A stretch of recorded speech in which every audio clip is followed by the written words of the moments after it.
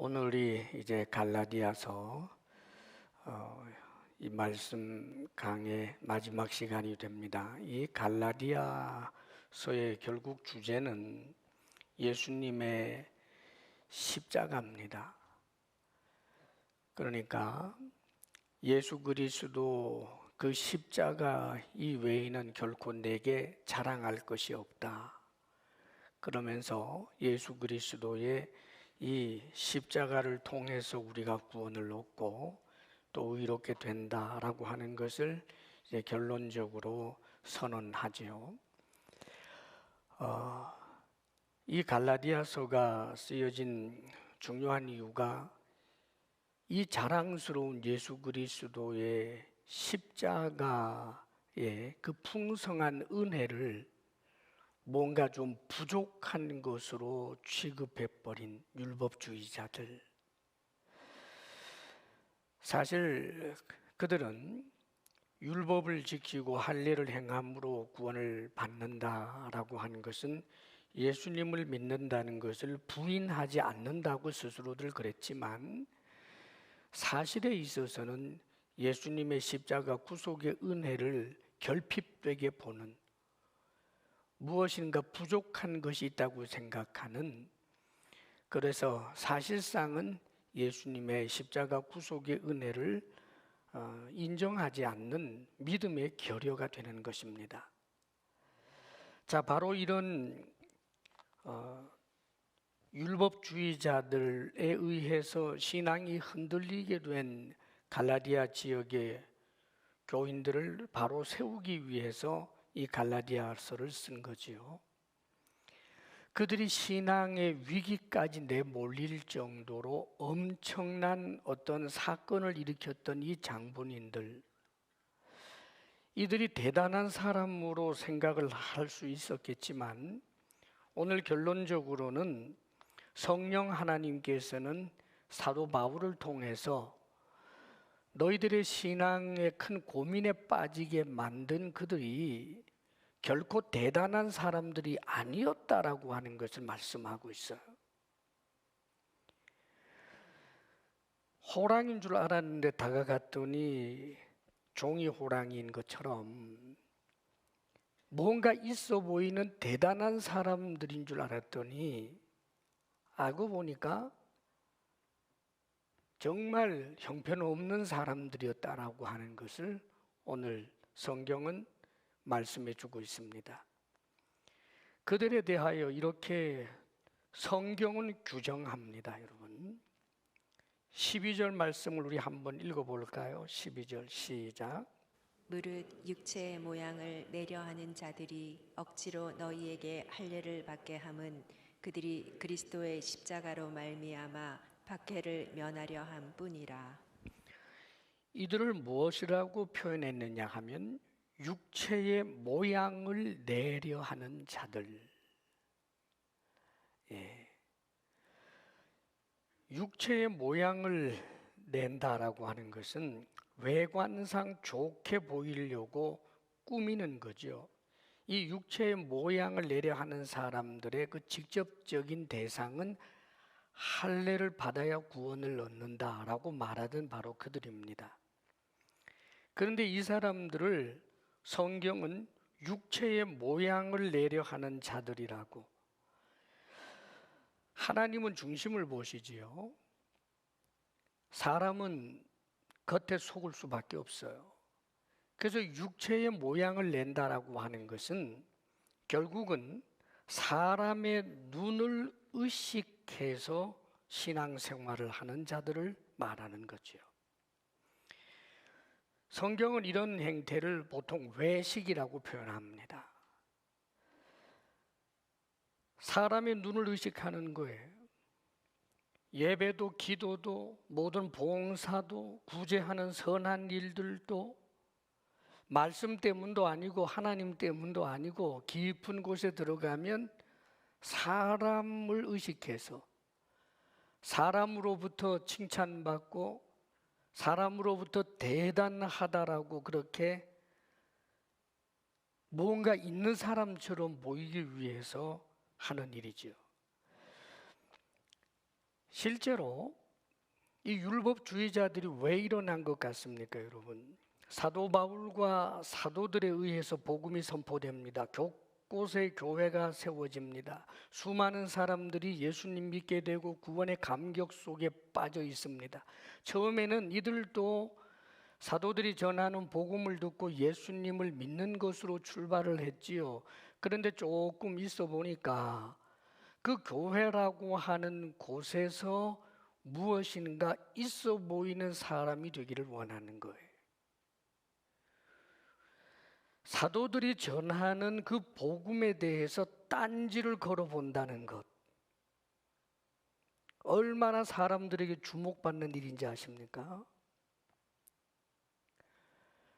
사도들이 전한 복음을 놀라운 기사와 표적을 통해서 전한 그 복음에 대해서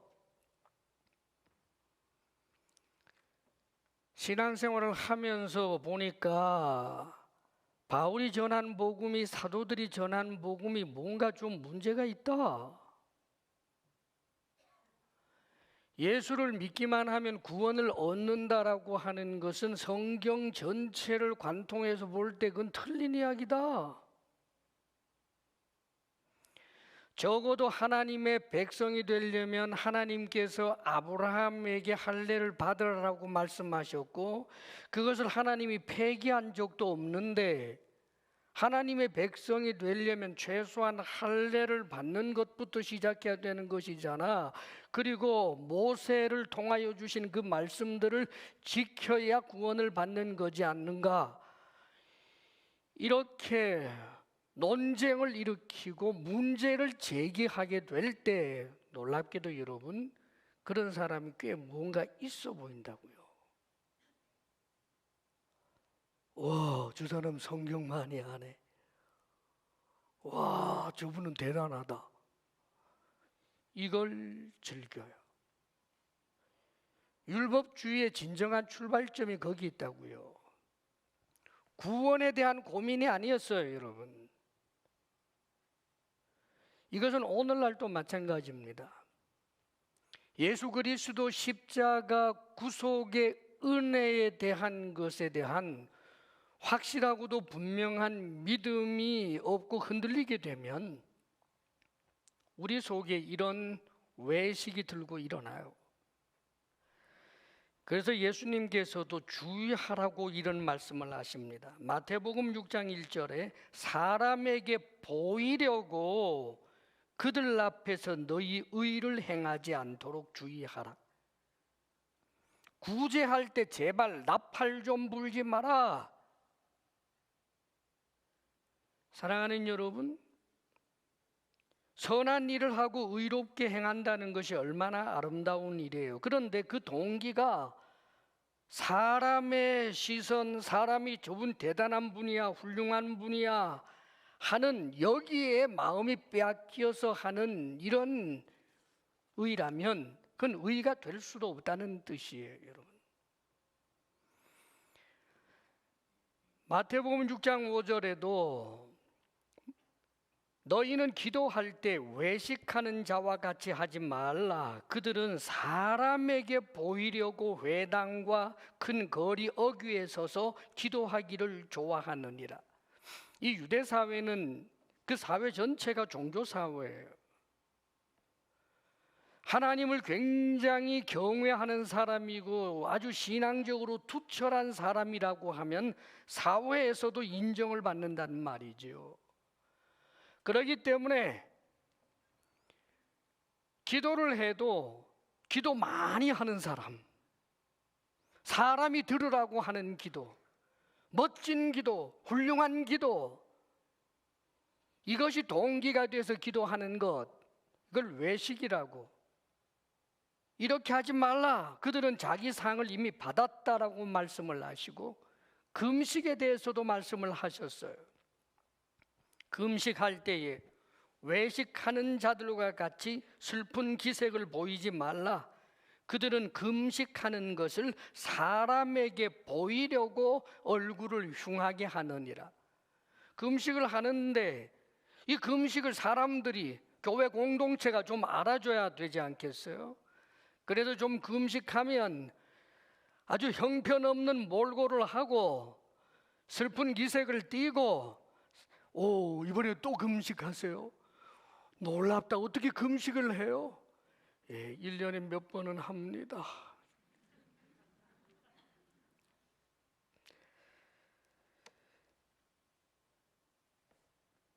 사랑하는 여러분, 율법주의가 사실은 바로 사람에게 대단하다라고 하는 것에 매어 달리다가 보니까 일어난 현상이라는 것을 잊지 말아야 해요. 공동체 안에서 특별한 자처럼 보이고 싶어 하는 것 말입니다. 전날에 우리 예수님께서 가르치고 계시는 그 현장에 수많은 사람들이 와서 그 가르침을 듣고 있어요. 은혜를 받고 있고 놀라운 일들이 일어나고 있습니다. 그런데 거기에 바리새인들, 서기관들이 와서 살펴보지요. 그런데 주옥같이 가르치시는 그 말씀에 귀를 기울이고 은혜 받는 데 관심이 있는 것이 아니에요. 이들은 역시나 다를까 톡 튀는 행동을 합니다. 가만 보니까 예수님의 제자들 가운데서 음식을 먹는데 손을 씻지 않고 먹어요. 그랬더니 가르치고 계시는 수많은 사람들이 있는 그 자리에서 이 바리새인들은, 특별히 서기관들이 옷차림이 다르잖아요.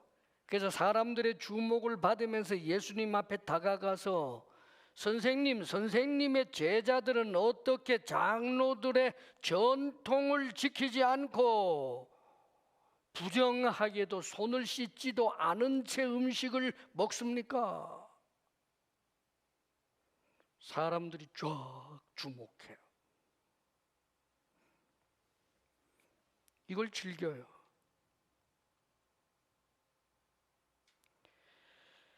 우리 예수님께서 이렇게 말씀을 해주셨습니다. 이사야 선지자가 말한 대로 이 백성이 입술로는 나를 공경하되 마음은 내게서 멀도다. 사람의 계명으로 교훈을 삼아 가르치니 나를 헛되이 경배하는도다. 이 말씀을 하시면서 너희가 하나님의 계명을 버리고 사람의 전통을 지키는구나 그럽니다. 이 사람의 전통, 원래 그 계명들을 좀 더 잘 지키기 위하여 출발을 했던 겁니다. 그런데 문제는 이 하나님의 말씀을 좀 더 잘 지켜보자, 계명을 좀 더 잘 지켜보자라고 해서 세칙을 내다가 그 세칙들 가운데서 점점 자기들을 드러내고자 하는 요소들이 들어가기 시작해요. 하나님의 말씀에 없는 것도 확장해서 집어넣고, 정결법이라는 것이 있습니다. 레위기에도 보면. 그런데 정결법은 근본적으로 하나님 앞에 거룩하게 살도록 하기 위한 교훈이 거기에 유비적으로 담겨 있는 거예요. 그런데 이들은 그 정결법, 성경에 기록되어 있는 그 정결법을 넘어서서 더 확대해서 뭐라고 했느냐 하면, 원래 그 중동 지역이나 이런 데서는, 팔레스타인 지역에서 우리처럼 수저로 음식을 먹는 게 아니라 손으로 먹기 때문에 위생상 손을 씻어야 돼요. 맞아요, 여러분. 그러나 위생상이에요. 그런데 이 장로들의 전통에서는 손을 씻지 않고 음식을 먹으면 부정해진다, 하나님 앞에서 더러워진다라고 하는 종교적 계율로 만들어버리는 거예요. 그러면은 이런 계율을 만들고 그 계율을 지키고 그 계율을 지키는 사람들은 내 편, 그렇지 않은 사람들은 잘못된 사람들이라고 하는 이런 세력 형성을 하고 거기서 우쭐거리는 것, 이것이 사람의 전통이에요.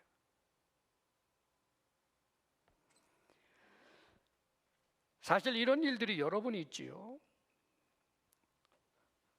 성경에 이런 내용이 있지요. 예수님의 제자들이 배가 고팠어요. 안식일 날. 그래서 밀밭 지나가다가 그거 비벼가지고 먹었습니다. 배고파서 먹었습니다. 그런데 왜 안식일에 하지 말아야 할 일을 하는가? 그들이 안식일 그 세칙에 보게 되면 추수할 수 없게 되어 있어요. 그런데 밀리삭을 따서 비벼댔으니까 그게 추수라는 거죠. 안식일을 거룩하게 지키라고 하는 뜻이 그런 것이겠습니까? 배고픈 이가 있으면 오히려 아이고 얼마나 배가 고프면 저러냐 하고 음식 갖다 줄 생각 조금도 못하고. 사랑하는 여러분, 우리가 예수 그리스도 십자가 구속의 은혜에 대한 그 믿음이 흐려지게 되면 우리 속에서 다른 것이 올라오게 되는데 그게 뭐냐 하면 외식이에요. 외식. 그 다음에 또 한 가지, 이 율법주의자들이 어떤 사람이었는지 이렇게 말씀해 줍니다. 너희에게 억지로 너희에게 할례를 받게 함은 그들이 그리스도의 십자가로 말미암아 박해를 면하려 함뿐이라, 이렇게 표현하죠. 이 사람들이 대단한 사람들이 아니고요, 박해를 면하려고 했던 기회주의자에 불과하다라고 지금 이야기해요. 율법주의자는 율법을 위해서 목숨까지도 내걸 것 같은 대단한 사람처럼 보이지만 그게 아니라는 거죠. 왜냐하면 이들이 그리스도의 십자가로 말미암은 박해를 면하려고 사실상은 그랬다는 거예요.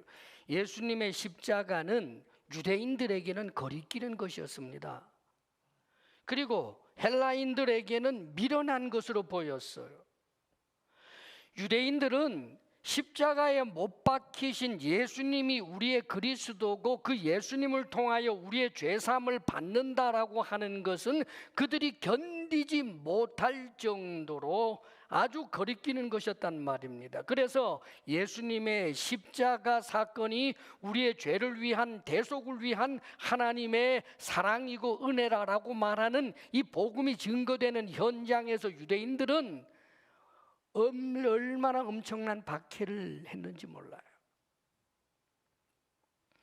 사도 바울이, 유대인들이 사도 바울을 죽이려고 결사대까지 조직한 건 다른 게 아닙니다. 율법을 지켜야 구원을 얻는 것이 아니라 예수님의 십자가 구속의 은혜를 믿어야 구원을 얻는다고 하니까 그래서 박해하는 거예요. 지금 이들도 그거예요. 이들이 대부분이 유대인들인데 유대 사회에서 살면서 지금 예수 믿는 사람으로 있는 거지 않습니까? 유대 사회에서 살면서 예수를 믿어야 하는데 박해를 좀 받지 않으려면 십자가 의미를 좀 약화시키고 퇴색시켜야 돼요. 그래서 할례도 받아야 한다. 모세 율법도 지켜야 한다. 그리고 어차피 유대인들도 예수님은 선지자 중에 하나라고 하고 있으니까 그리고 예수도 좀 믿고, 그럼 박해가 없지요. 박해를 면하기 위해서 그랬다는 거예요. 헬라인들, 이방인들도 마찬가지입니다. 이방인들이 왜 바울을 미워하고 바울을 죽이려고 했겠어요? 예수 이외에는 구원이 없다라고 하는 것 때문 아닙니까?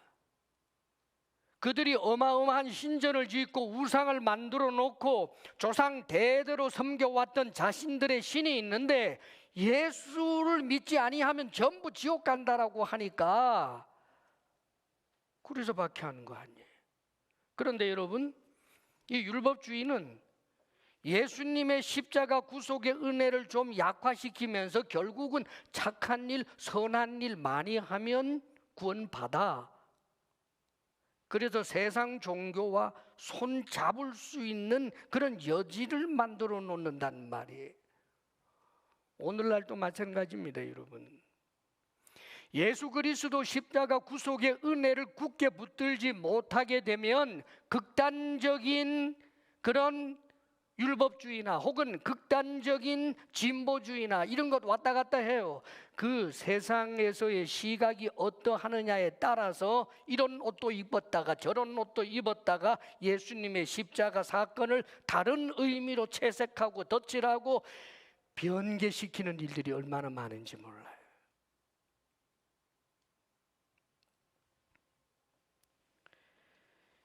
예수님께서 십자가에 못 박혀 죽은 것은 우리의 죄 때문이 아니라 사회 정의를 실현하기 위하여 불의의 세상에 대하여 젊은 청년이 온몸으로 맞선 사건이다. 그러므로 이 부정한 정권을 대항하여 싸우자 하는 것으로 선동하기도 하고 사회혁명의 깃발로 그렇게 예수님의 십자가를 다르게 만들어 보기도 하는 그런 것은 그 시대의 사람들이 무엇을 원하느냐에 따라서 그렇게 달라진다는 말이에요. 사랑하는 여러분, 이 위험이 우리에게도 있다는 걸 잊지 마세요. 세상 사람들이 좋아한다라고 하는 것에 맞추다가 보면 남자와 남자가 결혼하는 것도 우리 하나님은 사랑이시기 때문에 그들의 그 독특한 성 정체성과 성 취향을 인정해 주실 하나님이기 때문에 절대로 그것을 잘못이라고 말하면 안 됩니다. 이 말을 목사 입에서 해요.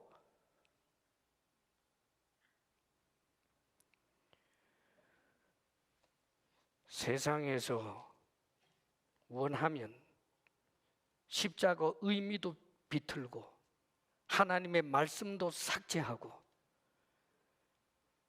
이런 일들이 얼마나 많이 일어납니까, 여러분? 예수님 십자가 구속의 은혜에 대한 분명한 믿음이 결여되었을 때 일어나는 현상인 것입니다. 그뿐만 아닙니다. 이들은 어떤 사람이었는지 이렇게 표현해요. 13절 우리 함께 읽어봅니다. 시작. 할례를 받은 그들이라도 스스로 율법은 지키지 아니하고 너희에게 할례를 받게 하려 하는 것은 그들이 너희의 육체로 자랑하려 함이라. 또 한 가지는 이 율법주의자들이 결국은 외식하는 사람들이었고 박해를 면하려고 하는 기회주의자들이었을 뿐만 아니라 위선자였다라고 표현해요. 할례를 받은 그들이라도 스스로 율법은 지키지 아니하고 라고 말합니다.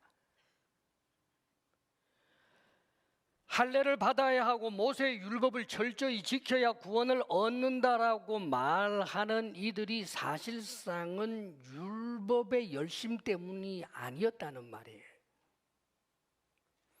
정말 율법의 열심이면요, 여러분, 사도 바울의 고백처럼 오호라 나는 곤고한 자로다, 누가 나를 사망의 몸에서 건져내라라고 탄식할 수밖에 없어요.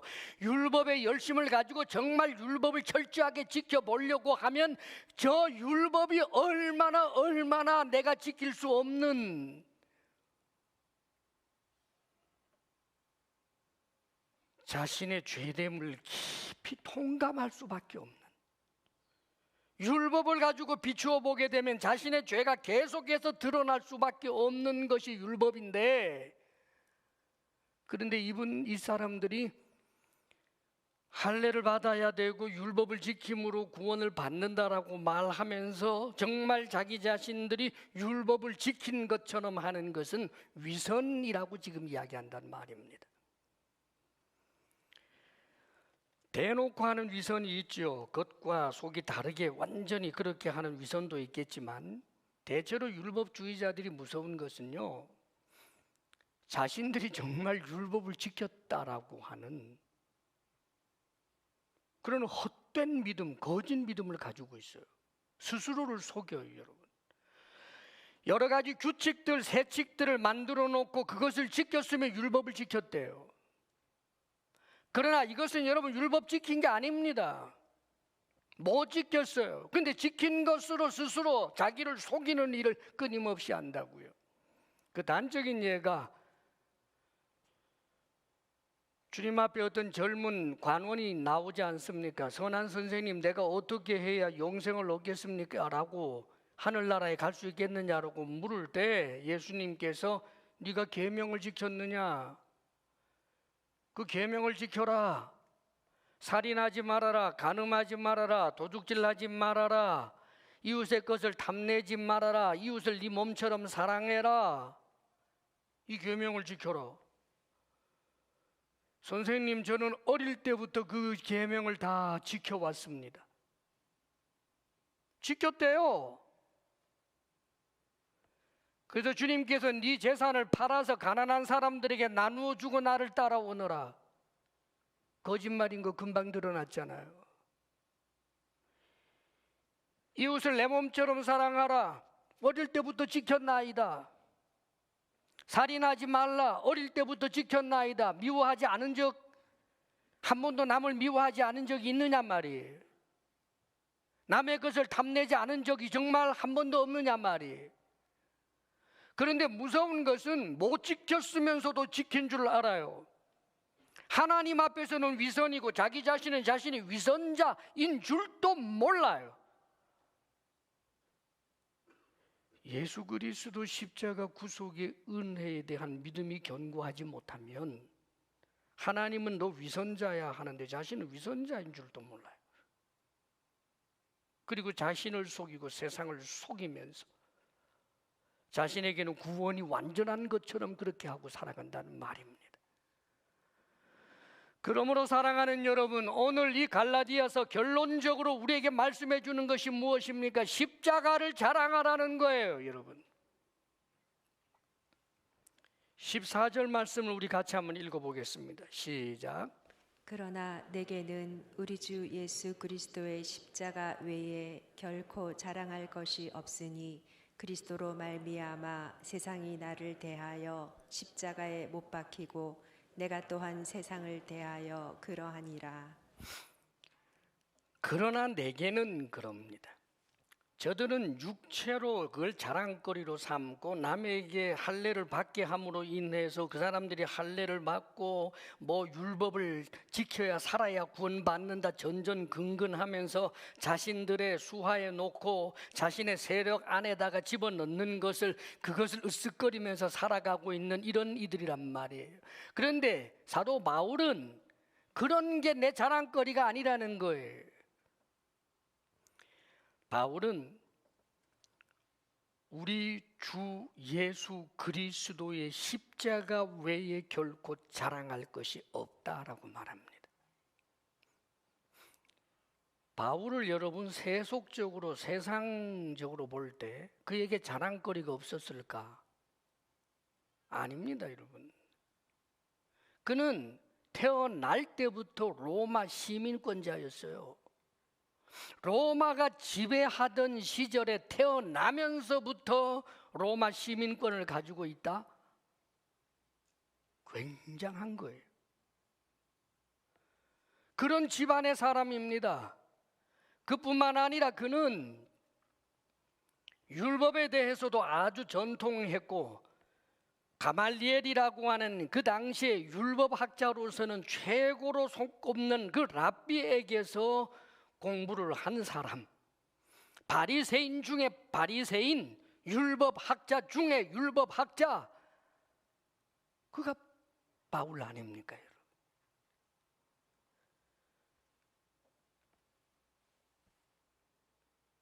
헬라 철학에도 능통하고 라틴어도 구사할 줄 알고 세계 어디를 가도 언어에 막힐 일이 없는 이 대단하고 대단한 사람이 자랑할 것이 없다라고 이야기합니다. 그뿐만이 아니에요. 예수님을 믿고 난 다음에 예수 믿는 사람들 가운데서도 사도 바울은 사실상 발군 아닙니까, 여러분? 오고 오는 역사 중에 그만한 사람이 없어요. 그런데 그는 그것을 자랑하지 않아요. 다른 사람하고 구별될 정도로 우리 주님 만나서 사도가 될 뿐만 아니라 엄청난 체험, 삼층천 체험까지 했습니다. 그런데 그거 자랑하지 않아요. 자신이 삼층천 체험한 것을 과장하지도 않고 그것을 자랑하지도 않고 오히려 자기가 드러날까 봐 내가 아는 어떤 사람이 이런 식으로 표현해요. 요즘 좀 들었다, 좀 봤다, 뭘 좀 체험했다, 방언을 좀 고상하게 한다 그러면은 그게 그냥 자랑하지 못해서 그러잖아요. 바울이 그런 게 전혀 없었단 말이에요. 심지어 그는 죽은 사람도 살렸어요. 그의 수건이나 앞치마를 가지고 환자에게 놓으면 그 환자가 낫는 기가 막힌 일까지 있었지만 이런 것 하나도 그는 자랑할 게 아니라는 거예요. 그가 자랑할 것 예수 그리스도 십자가밖에 없다는 거죠. 사랑하는 여러분, 예수님의 십자가를 자랑할 수 있다는 것은 예수 그리스도 십자가에 대한 그 의미를 깊이 알 뿐만 아니라 그것을 믿는 것입니다. 예수님 십자가 구속의 사건은 사랑하는 여러분 모든 것을 다 담아놓고 있다고요. 우리에게 믿음, 소망, 사랑 이것이 영원하지만 믿음과 소망과 사랑의 그 출처가 전부 어디예요? 예수님 십자가 사건 아닙니까 여러분? 하나님의 사랑이 십자가에서 나타나고 하나님의 의가 십자가에서 나타나고 우리의 구원이 십자가를 통해 나타나고 우리가 하나님의 자녀되는 그 권세를 누리는 것도 십자가를 통해 나타나고 저 영원한 하늘나라를 소망할 수 있는 것도 전부 십자가 신앙 아닙니까 여러분? 그래서 이것 이외에는 자랑할 것 없다는 거예요. 예수 그리스도 십자가 구속의 은혜로 인하여 감사하고 감격하고 그것으로 힘을 얻는 사람들은 신앙에서 위태위태함을 당하지 않아요. 이겨낸다는 말입니다. 예수님 십자가 사건에 대한 감격이 사라지고 그 의미가 퇴색하고 그러노라면 어느 순간 내 속에서 사람들의 시선을 의식하는 외식이 이 세상 사람들에게 영합하고 그 박해를 면하고자 하는 기회주의가 때로는 사람을 내 손아귀에 놓고 좌우로 우로 흔들어대는 것을 기뻐하는 그런 위선으로 나타나게 되는 거예요. 그러므로 사랑하는 여러분, 우리도 사도 바울처럼 예수 그리스도 십자가 이외에는 자랑할 것이 없는 사람, 그것을 철저하게 믿는 사람, 그것이 가장 소중한 가치로 여길 수 있는 사람이 되어야 하는 것입니다. 우리가 예수 그리스도 십자가를 자랑해야 할 중요한 이유들을 오늘 성경은 중요한 그 두 가지를 말씀해 줘요. 하나가 지금 14절의 말씀인데 그리스도로 말미암아 세상이 나를 대하여 십자가에 못 박히고 내가 또한 세상을 대하여 그러하니라 그래요. 왜 십자가를 자랑할 수밖에 없을까? 바울 자신이 세상에 대하여 십자가에 못 박혔다는 거예요. 세상도 나에 대하여 죽었다는 것입니다. 무슨 말이에요? 십자가 신앙을 붙들고 보니까 이 세상이 아무것도 아니라는 거예요. 좀 더 구체적으로 말하면 자신이 세상에 속하지 않았기 때문이라는 말입니다. 우리는 다 세상에 속해 있었어요. 그렇지 않습니까? 이 세상은 무엇을 말하느냐 하면 이 자연 피조 세계만을 두고 하는 말이 아니라 하나님이 지어놓은 이 피조 세계의 인간들로 인하여 죄가 관영한 것, 하나님의 뜻을 거스리는 모든 문화 풍속 가치관들, 공중 권세 잡은 악한 그 영에 의해서 좌충우돌하는 그 모든 것들, 이것을 이야기한다는 말입니다. 그게 세상이에요. 그래서 세상을 요약하기를 육신의 정욕, 안목의 정욕, 이생의 자랑, 이것이 세상으로부터 온 것이다 이렇게 표현합니다. 그런데 우리가 사실 누구였어요? 세상에 속해 있지 않았습니까? 죄가 관영한 이 세상에 속하여 있다가 언젠가 하나님께서 이 세상을 심판하게 될 때 우리는 세상에 속하였으므로 세상이 심판받을 때 세상과 함께 멸망할 수밖에 없는 존재였단 말이에요. 그런데 바울은 자신이 세상에 속하지 않았다는 거죠. 왜요? 예수님 십자가 그 구속의 은혜 때문에 말입니다. 이제는 세상에 속한 자가 아니라 하나님께 속한 자가 되었다라고 하는 이 분명한 믿음이 세상의 것 때문에 울지도 웃지도 절망하지도 그것으로 소망 삼지도 않고 살아가는 그런 사람이 되었다라고 하는 것을 이야기하는 거예요. 우리가 세상에 속하지 않았다라고 하는 이 표현은 그러면 우리가 이 세상과 분리되어서 그렇게 살아야 되는 것을 말할까? 아니죠, 여러분. 여기 놀라운 역설이 있어요. 사도 바울은 자신이 세상에 대해서는 죽었다. 세상도 나에 대해서는 죽었다. 세상과 나하고는 상관없다. 나는 세상에 속하지 않았다. 그래서 지리산에 들어간 게 아니에요, 여러분. 세상에 속하지 않았는데 하나님 나라에 속했는데 하나님의 법을 따라서 세상 한복판에서 빛으로 살고 소금으로 살고 복음을 증거하는 사명자로 살아낸 거예요, 여러분. 사랑하는 여러분, 여러분들의 신앙의 이유가 이 세상에서 부귀 영화를 누리게 하기 위하여 하나님에게 아부하는 것이 신앙입니까? 우리가 신앙생활을 하는 이유는, 우리가 예배하는 이유는, 우리가 기도하는 이유는, 우리가 선한 일을 하는 이유는 우리를 구원하여 주신 아버지 하나님의 말씀을 따라서 그 은혜가 감사하고 감격스럽고 성령이 내 속에서 역사하시기 때문에 따라가는 것 아닙니까, 여러분? 그리스찬들이 이 세상에서 살면서 세상에 대한 어떤 지위를 꿈꾸고 노력하는 게 잘못된 건 아니에요, 여러분.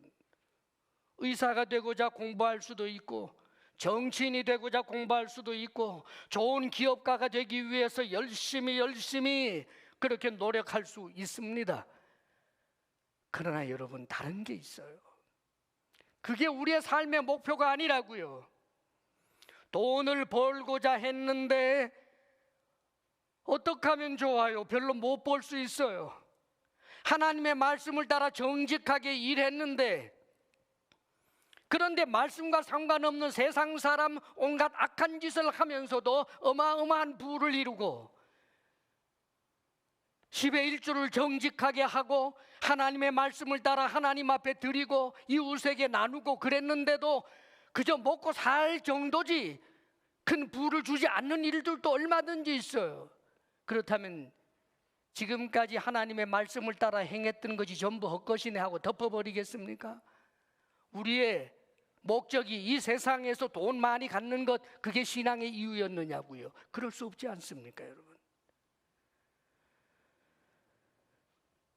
하나님의 말씀을 따라 살면서 이 세상에서 지위를 얻게 되고 인기도 얻게 되고 돈도 벌게 되는 그런 일들도 전혀 불가능하지는 않아요. 놀랍게도 그런 일들도 하나님께서 믿음의 사람들에게 일으켜 주기도 합니다. 다윗도 인기 누렸을 때가 있고요. 요셉이 권력자가 되었을 때 얼마나 많은 사람들이 그를 추종했는지도 몰라요, 여러분. 다만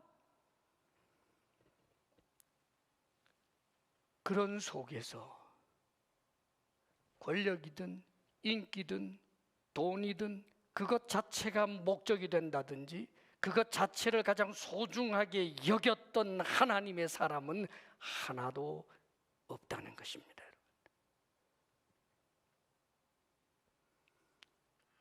부하게 하시면 하나님께 드리고 이웃에게 나누며 선한 일을 하는 데 많이 쓰고 나의 지위를 높여주면 내 지위가 높아짐으로 말미암아 그 지위의 영향 아래 놓여 있는 사람들에게 유익이 되게 하면 되는 것이고 하나님께서 나를 높여주시지 아니하면 낮은 그 자리에서 나와 같이 낮고 천한 자리에 있는 그에게 친구가 되어주고 위로가 되어주며 사는 것이고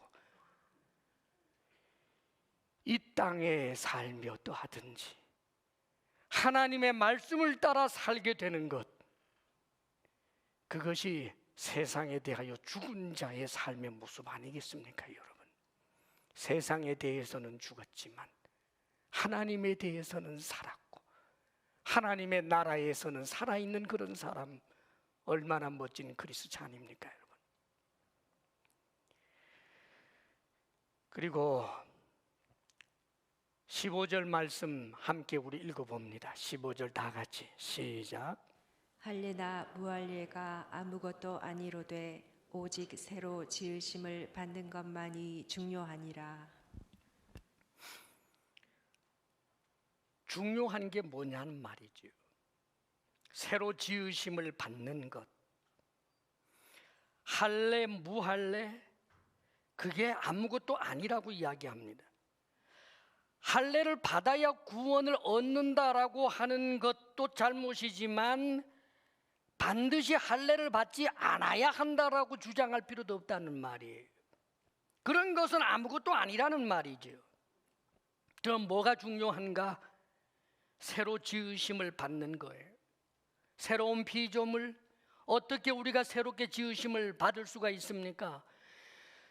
누구든지 그리스도 안에 있으면 새로운 피조물이라 이전 것은 지나갔으니 보라 새 것이 되었도다. 사랑하는 여러분, 지금 사도 바울이 예수 그리스도의 십자가의 그 은혜를 자랑하는 이유는 예수 그리스도 십자가 구속의 은혜 때문에 자신이 새로운 피조물이 되었기 때문입니다. 그렇게 신분이 변했다고요. 우리가 새로운 피조물이 된다라고 하는 것, 이 새로워졌다라고 하는 것은 신데렐라가 어느 날 왕자 만나가지고 무슨 왕비가 되는 그런 수준이 아니에요. 이건 어떻게 말하면요, 저 개구리가 변해가지고 왕자가 되는 것보다 더 엄청난 변화라고요. 피조물인 우리가 하나님의 자녀가 되는 이 놀라운 신분의 변화, 이 새로운 피조물이 되는 것, 이것은 예수 그리스도 십자가 구속의 은혜를 통해 일어나는 것입니다. 그런데 새로 지으심을 받는 것만이 중요하니라 라고 표현하고 있는데, 우리가 새롭게 지으심을 받았어요. 신분상엔 그래요. 그런데 여러분, 지금 우리가 새로 지으심을 받은 그 모습이 웅변적으로 세상 속에 드러나나요? 아니잖아요.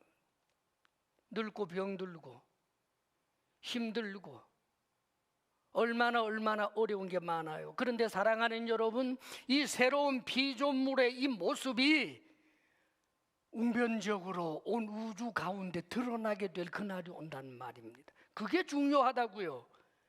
지금 우리가 그렇게 출발선상에 섰는데 그 완결점에 도달하지 못하는, 예수 그리스도 십자가 구속의 은혜를 굳게 붙들고 있으면 새로운 피조물이 온 우주적으로 내가 드러나게 될 터인데,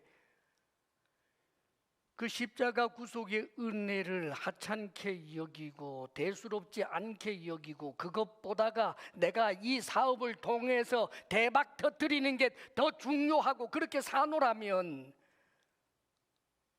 어느 순간 정말 중요한 것, 구원의 완성을 보지 못하는 자가 되어버리고 마는 것입니다. 사랑하는 여러분, 잊지 마십시오. 예수 믿으면 우리가 새로운 피조물이 되고 구원을 얻는다라고 하는 것은 이미 우리가 구원을 받았지만 아직 아닙니다. 이미 구원을 받았지만 아직 아닙니다. 우리는 아직도 이 세상에서 살고 있기 때문입니다. 그날이 오기까지 우리는 예수 그리스도 십자가 구속의 은혜, 십자가에 초점을 맞추는 그 신앙생활을 끊임없이 해낼 수 있어야 되는 것입니다. 세상이 뭐라고 해도 교회를 좋아라 할 때 신앙생활 잘할 뿐만 아니라 교회를 미워하고 조롱해도 신앙생활 잘하고 온 세상 사람들이 전부 등을 돌려도 신앙생활 우리는 해야만 하는 것입니다, 여러분.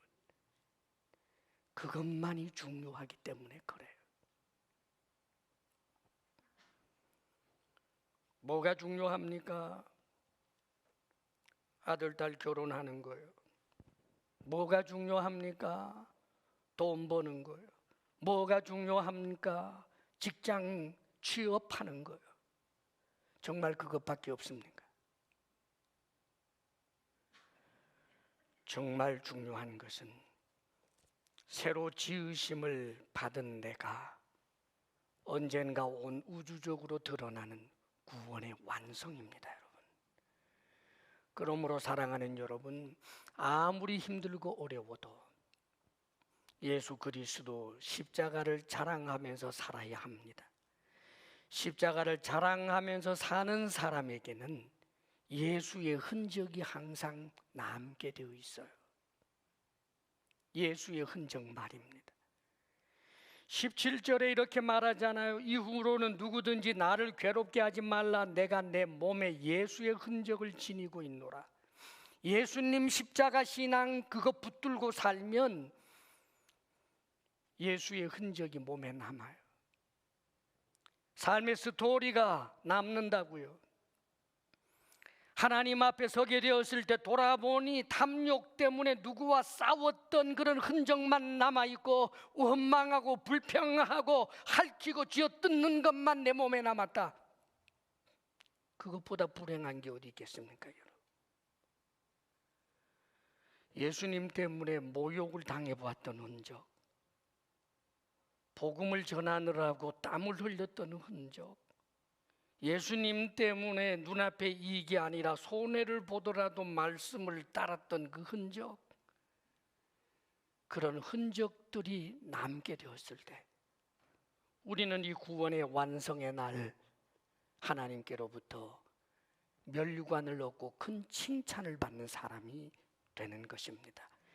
예수 그리스도 십자가 구속의 은혜를 굳게 붙들고 신앙생활 견고히 하시기를 주의 이름으로 축원합니다. 기도하겠습니다. 사랑하시는 아버지 하나님, 때로는 예수 그리스도 십자가 구속의 은혜를 사도들이 가르쳐준 대로가 아닌 이런저런 방법으로 우리를 요동케 하는 일들이 있는데, 아버지여, 어리석은 자가 되어 십자가 구속의 은혜를 벗어나는 그런 이들이 우리 가운데 한 사람도 없게 하여 주옵소서. 예수 그리스도 십자가 구속의 은혜만이 우리로 하여금 세상에 속하지 아니하고 하나님께 속하며, 예수 그리스도 십자가 구속의 은혜만이 우리를 새로운 피조물로 하나님 앞에 온전히 서게 한다는 사실을 잊지 않고 가장 중요하고도 중요한 복음을 따라 살아가는 우리들이 되게 하여 주옵소서. 예수님 이름으로 기도하옵나이다. 아멘.